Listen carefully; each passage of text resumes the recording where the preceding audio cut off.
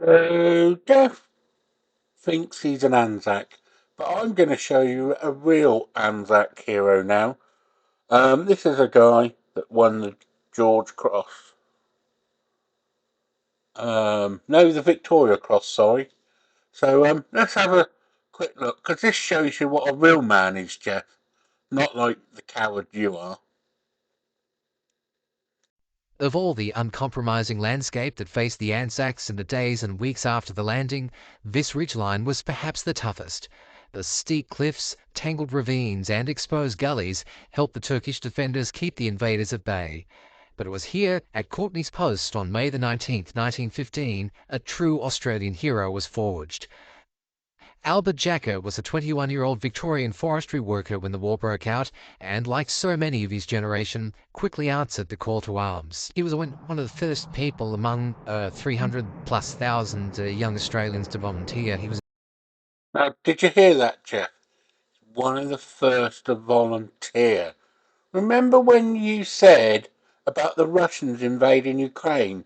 I think what was your word? As sick as you are, as broken as you are, as old as you are, if the Russians didn't pull out of the Ukraine, you would go to the New Zealand government and get a visa and your passport, and you would go to the Ukraine and fight alongside them.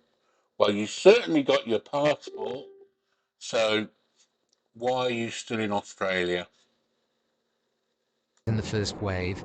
It's just that adventurous spirit that he had. A private in the 14th Battalion, Jacka landed at Anzac Cove late in the day on April the 25th and was soon on his way to the front line.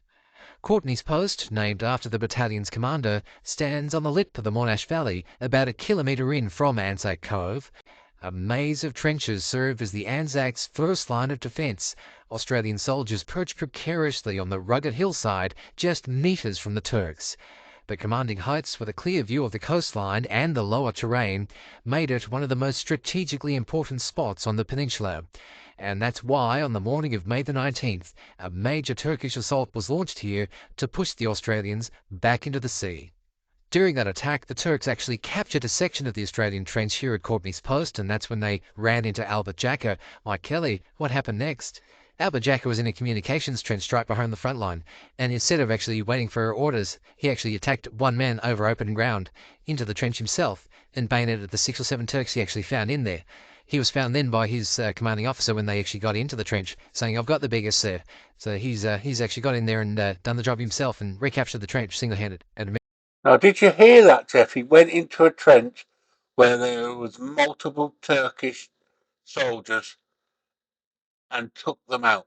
You wouldn't even go see one man in the hole. You would, even though you said you were going to go and sort him out, you wouldn't even go to visit one man. God, that this guy must be turning over his grave, thinking you wear an Anzac badge.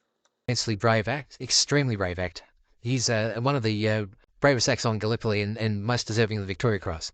For his daring exploits, Albert Jacka was awarded the Victoria Cross, the first Australian in the war to earn the highest military honour.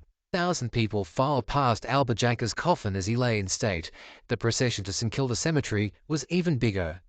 It was a massive, massive funeral, considering that the day that the funeral was on was 109 degrees. It was about 43.5 or something. There were bushfires all around Melbourne that day, and intense sunlight, and um, and still 50,000 people came out for that funeral. Did you hear that, Jeff? 50,000 people went to this Anzac hero's funeral. I mean, yours is coming up soon. How many do you think you're going to be? I think you're going to be lucky to get five, mate. Just think about that when you're in that coffin, eh? Remember that coffin they got bombing? Have they sized it up for you yet? I mean, it won't have to be that big because I don't think they need it bigger than 5'5", would they?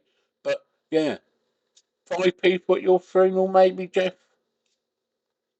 Albert Jacka is like an exemplar of the Australian character that was the foundation of today's Australian character.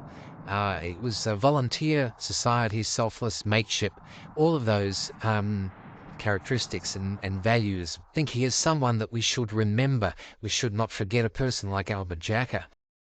So that there, Jeff, is a real hero, and not a coward like yourself. Siggy, siggy, ooh, ooh. Oh, cowardly Jeff.